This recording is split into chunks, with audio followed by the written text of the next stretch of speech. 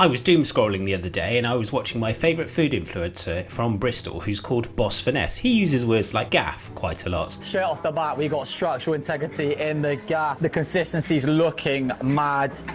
Nice crusty crust on the old crust. Now we all know what he means in this particular clip, but I thought, I'm Tim Smith Wordsmith, I'm on Instagram and I follow you, so maybe I will extend this parasocial relationship I have with this person that I don't know, and I will look up some synonyms for crust and help him out, and I'll put it in the comments, and then he'll be like, what a great fellow that Tim Smith Wordsmith is. Anyway, I retreated off to Googling the term crust synonyms and ended up going down somewhat of a rabbit hole. So let's do some of that now.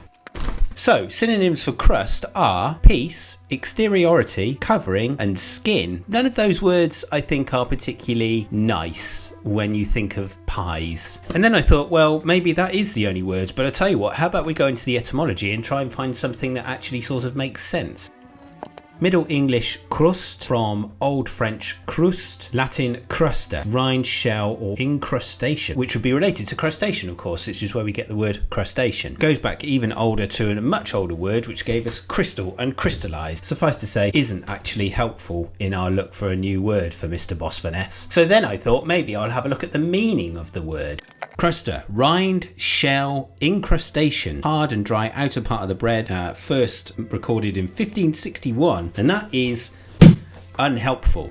So then I thought, well, if I can't find an alternative to what he's saying, perhaps I can justify the way that he's saying it. So then I decided that I would look up repetition in rhetoric, because you could make an argument that Mr. Boss Finesse's videos, where he goes out and talks about food and sort of proselytises for restaurants and places to eat in Bristol and somewhere in the surrounding areas, that he is in a sense rhetoricizing. That's a word.